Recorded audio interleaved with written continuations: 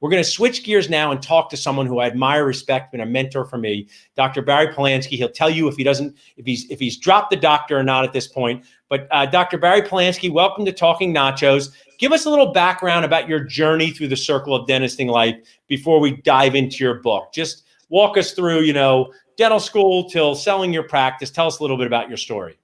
Yeah, Paul. Well, thanks for having me on.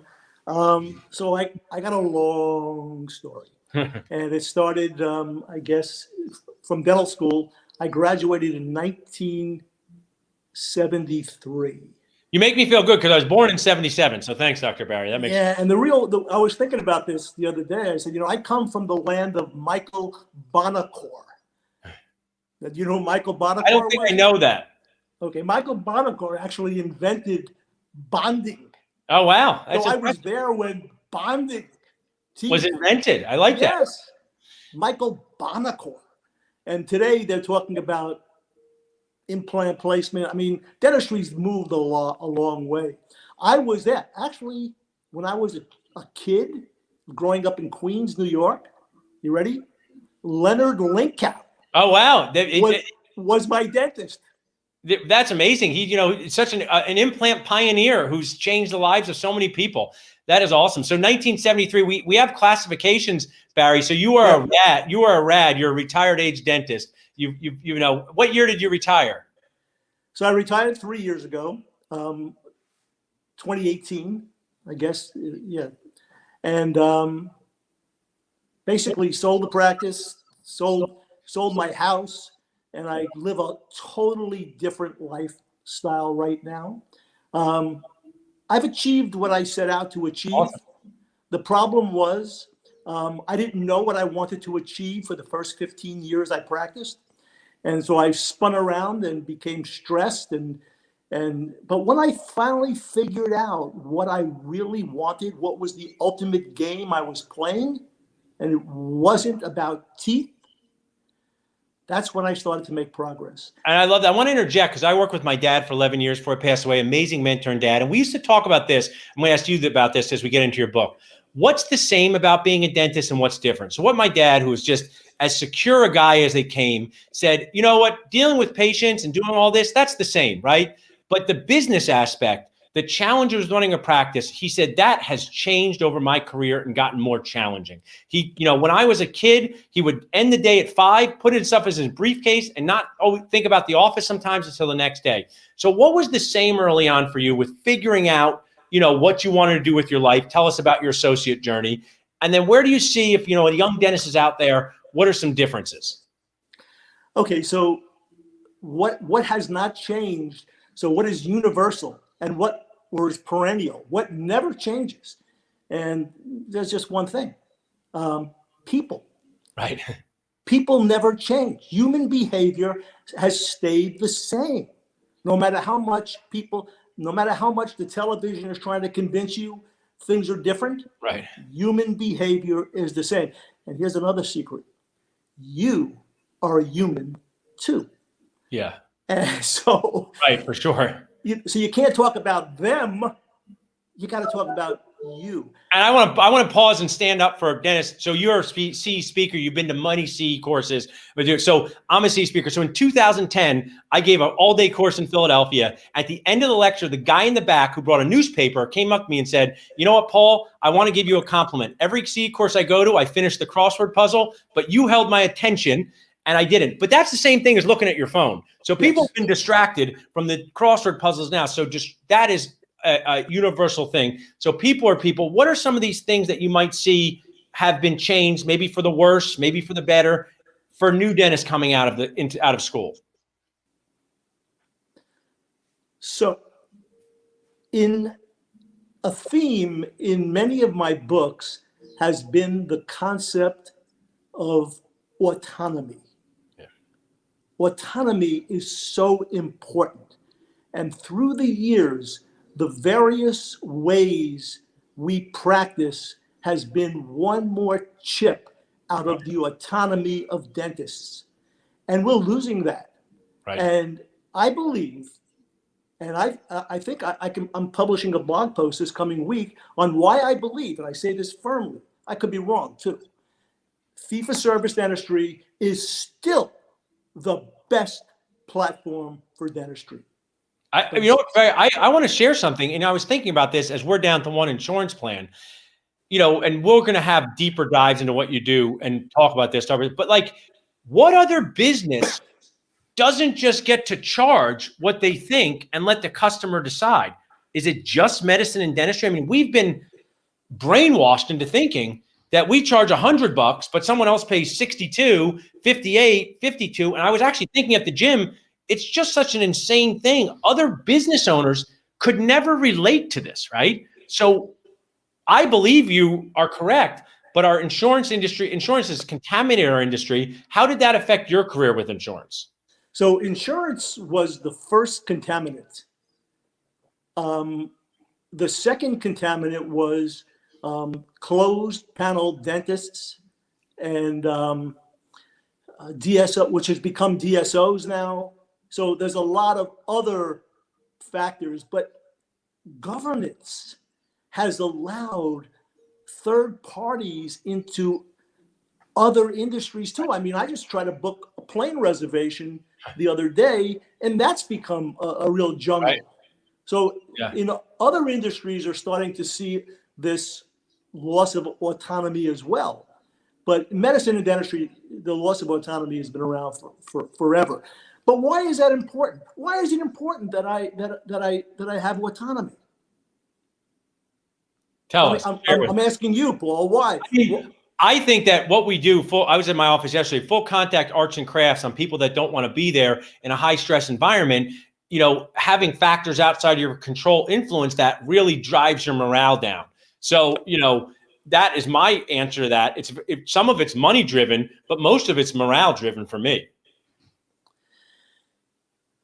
I'll bring it to another level. And I think you're right on about that. Things outside of our control. Just that one sentence is so important. I don't know if we'll have time to talk about what Stoic dentistry means. Oh, introduce him. Mark Costas, my great friends, talked about Stoicism, and my business coach, Terry Brock, I want to introduce you. So I would love, I want to transition into, I just finished this book almost entitled The Porch, and we're going to, this is a phenomenal book that everyone should read. I enjoyed the story as a person, but it resonated with me. So, and Stoicism is intertwined through this. So share with us how Stoic philosophy applies to dentistry in your experience. Okay, so it's not only Stoic dentistry. I also have a degree in positive psychology, and that's where it started. That's where I wanted to look for the modern science reasons behind why I wasn't happy or why dentists aren't happy. And by the way, just this morning, I had a thought. When I wrote my first book, The Art of the Examination, Chris Sager, who at that time was the head of the Pankey Institute, we sat down and had lunch one day, and he said to me, why is it that you think that so many Pankey dentists are happier than the general population of dentists? And I couldn't give him a good answer, but just this morning, it came to me like a brainstorm. I said, Chris, here's the answer 25 years later, is because they commit to becoming the very best that they can be. Right. And without autonomy, without the control to be the best they can be, they never reach that. They get frustrated. They become unhappy. They get filled with emotions that are just not pleasant. For sure. And I want to share something, because there was a dentist, and I know you know him, but I want to say him on here. It's all a good story. Who, when he was 38 years old, he was stuck in an insurance route, and he got introduced to Pankey. But his own wife, this is going to resonate. Some dentists who are 36 say, I don't have enough money for CE. I'm in too much debt. And his wife said, you're flying down to Florida and you're not spending time with our 5-year-old. And he said, this is going to pay off. And he stood up to his wife, and he stood up to his bills, and he just sold his practice and is very happy. And not because he's rich, but because he led a dental life from 40 to 65. So whether it's Spear or Pankey or Dawson, tell us a little bit about this transformative experience that you had of switching gears, because I think it's important, and that's universal too. There's a dentist watching now thinking, I'm stuck in an associateship, my practice isn't doing well. Tell us a little bit about what Pankey did for you. Well, the first Panky experience I had was when the head of the institute at that time, basically, I had a self-esteem issue in dentistry. Was I as good as the next one? Could I really do this? I finished in the middle of my class. I never considered myself having the greatest hands. I had this myth going that it's all about hands. And then the first person I ever met at the Panky Institute says, some of you will get this the first time we say it. Some of you, it'll take 20 times, but you'll all get it. I love that. I want to, in your book, and my team will share about it, and I just want to pause. This is important because I'm wearing my basketball shirt. I love the Sixers, and I have a basketball here. In dental school, the way they judge you is like the tallest people will be good at basketball. But one of the best people to walk the earth in basketball is Steph Curry, and he's 6'3", and he played for Davidson. So people really missed the boat on Steph Curry. So how does our dental school experience create some of this insecurity? And you talk about this in the book, which I really like. And where's the change needed? Maybe just in how we talk to the dental students. Like, where do you see this? Because you felt this in the 1980s. People are feeling this in 2000. I felt if I didn't have my dad, I probably would have given up on the field, right? Because I said my wax up wasn't as good as the other kids. He says, that's not important. You'll be fine. And I was fine. But when you're in that environment of dental school where they compare you to others, which is, as you said, comparison is the theft of joy. I know that's somebody's thing. Tell us a little bit about that dental school experience and why that's causing problems.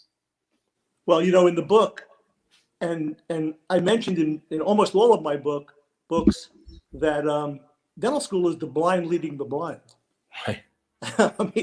I know you've had your issues with dental schools and dental education, and if you read the whole book, the book is about my dissatisfaction with dental education in general. Sure. And so I heard a description of this. I was reading Warren Buffett's biography, and he talked about his mentor, Ben Graham. I don't know how familiar. I don't know Ben Graham. I know Warren Buffett, of course, but not Ben Graham. And so Graham taught him early on, there's only 3 things you have to know to become a great investor. You fill in the word dentist, because the 3 things are universal. Number 1, you have to know the way the world works. What's your world view? You can't form a life view unless you have a world view. The second thing you should develop is methods.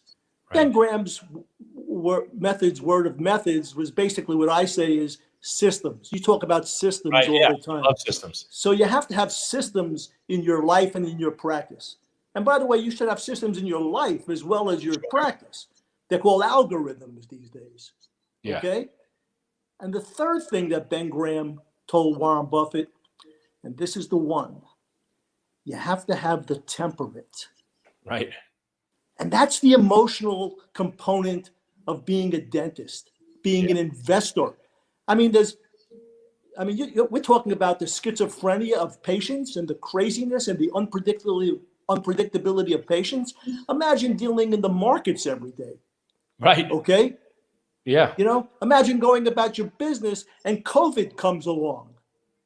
Okay. Yeah. How do you deal with that from a temperamental? That resilience. And I also want to share, for our show here, there are amazing people that work at dental schools. And I could walk 3 blocks away and see Howard Freeman and tell him he's one of the most important people in my life. But here's the problem, Barry.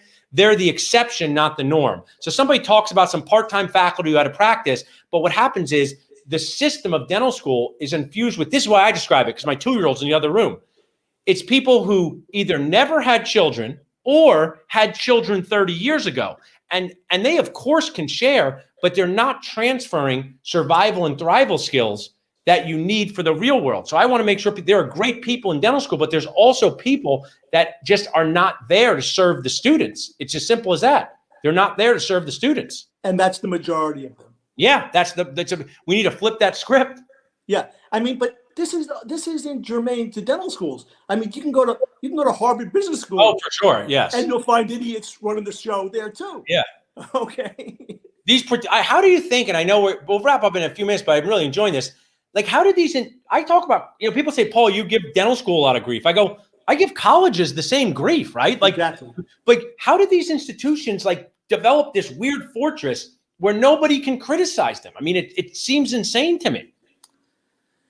Well, they learned it from government, I guess. Yeah. I mean, when you talk about colleges where people are taking out $250,000 to get a degree that they never use, I mean, this is messing up a lot of people. Yeah. And we should have authentic conversations about strategies for survival. But there's just this old-fashioned mentality that I just think is not relevant in 2021 about higher education. Yeah, I mean, I want to make a point about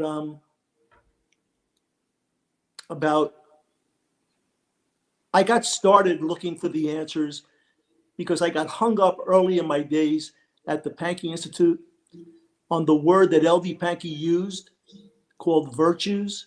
Gotcha. And you read this in the porch. Yeah. And it stopped me in my track because I was under 30 years old, and call me naive, I didn't know what virtues were. Right. Yeah. Okay. I mean, it sounds dumb, isn't it? I'm sure people watching this going, yeah, who don't know what virtues are? Well, until you study virtues, until you study character strengths, you really don't know what they are. Until you know, in the book, I talk about becoming a virtue connoisseur. Yeah. Until you know how to apply the concept of virtues in your daily life, what good is it? Right. You got it. That's what dental school, I know I'm picking on them, but the way they teach you to practice, you would go right out of business if you tried that in the real world. So there's got to be a middle ground. You can't take 14 impressions to get something right that has no impact, but you also can't be lower than clinically acceptable. And that's where I think that I think, the best word I could use, Barry, for me and you coming out of dental schools is really just confused about your career. And confusion is the killer of, I say, case acceptance and momentum. And I want to just, before I interrupt, tell me a little bit. I mean, I think you should make this book into a movie, Barry, but the characters in it, give us just a summary of some of these characters because they're so great. And we're going to share in the chat how people can buy your book. Yeah. So after I wrote the book, I fell in love with the characters. Yeah, they're great. Henry, they're just awesome. I love Henry. Yeah. Because I am Henry.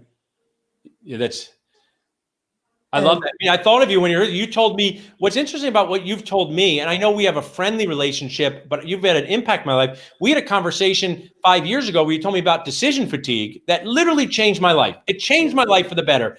And that had nothing to do with prepping a crown. It had nothing to do with getting the perfect balanced occlusion, if that's such a thing.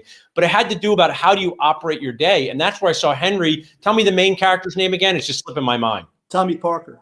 So Tommy Parker was in this state of confusion, burnout, bad physical fitness, emotional fitness. But what I think is poignant, and we'll tell you, is like, how do people find a Henry resource? And it might even not be a person, but if you're sitting there thinking, these things are very great stories. And people say, Paul, will you be my mentor? I said, I can't mentor 500 people, but I can give you resources.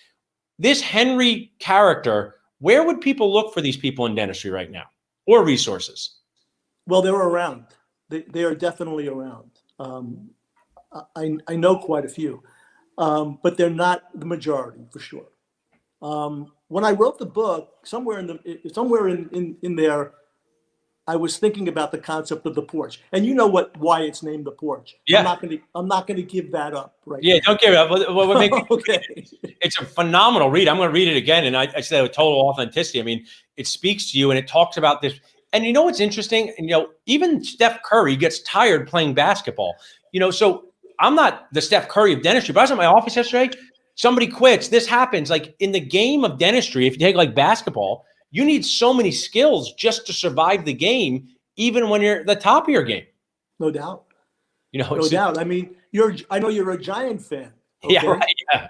And so am I. And the Giants a few years ago, they had a player who skill-wise was so good. We would think and then when he left, all Giant fans were saying good riddance. Yeah. That wasn't because he was unskilled. That's because he had no control over his temperament. Right. And you did know the who it is. same thing at the Cleveland Browns, right? So it's Yes, what yes. happens is I think that's like, as we like people get hung up on a team member who might be skilled but has drama, and then they go and they just take that drama down the road. But it's Exactly. hard to say time out, because this is a whole nother point. Dentists are never trained to hire people. I mean, we're barely trained to collect money in our practice. So hiring people is a whole skill set that is incredibly challenging, even when you're good at it. Well, you're saying about hiring people, but the one thing that dentists, especially in a fee-for-service environment, must do, and this is going to be like a trite word that people throw around all the time, but it's one of those words to me like virtues. You've got to be a leader. Right, for You sure. must be a leader, and you have to study leadership. Yeah. And so you don't have to know how to hire people, but you are responsible Right. for your team. Yeah. And responsibility, I talk about it in the book as well. Responsibility is a key attribute of leaders. Matter of fact, it could be the number one attribute of leaders. I love that, Barry. We're going to have some deeper dives. As we jump off, tell Can I people. just say one thing? Sure, go ahead. I want to make one point, because going forward, I have a trainer at the gym, and I made this point to him because he always asks me about stoicism. Yeah. And, people don't know what stoicism is. They always say, well, what does that mean? You have no emotions? And no, that's not what it is. It has more to do with this control thing. So let's assume it was raining outside and you looked into a pasture and you saw a cow standing there in the rain for 8 hours. Right. He barely blinks. That's non-emotional. Right. A stoic does not like the rain. Right. But he acts. He knows what to do so he doesn't ruin his life or continue to get wet without overreacting. That's the key point, without overreacting. I listen to the Daily Stoic each day. I highly recommend it. Ryan Holiday. Love Ryan to Holiday. keep this conversation going. If people want to we'll put this in the comments, but just you say it, where could they find this awesome book, The Porch? Highly recommend you read it. If you're related to dentists, are a dentist, student, anyone, where can they find that? Okay, so up until May the 4th, if you go to stoicdentistry.com or go to my blog, which is stoicdentistry.com, there'll be links to my website, which is academyofdentalleadership.com. Awesome. I think that's in the notes below. And until May the 4th, if they purchase The Porch, they'll get now. A guy got this bundle the other day, and he's reading this one. That one's great. That's fantastic. I mean, and you know your dentist people. It's the pill ice cream around the pill. That's what they're going to love to get, and then they'll go to The Porch next. Highly recommend that, Nacho crew. Get both of those phenomenal books. I want to thank you, Barry, for making my life better, and we're going to do more and more stuff coming up. Thank you for having me, Paul.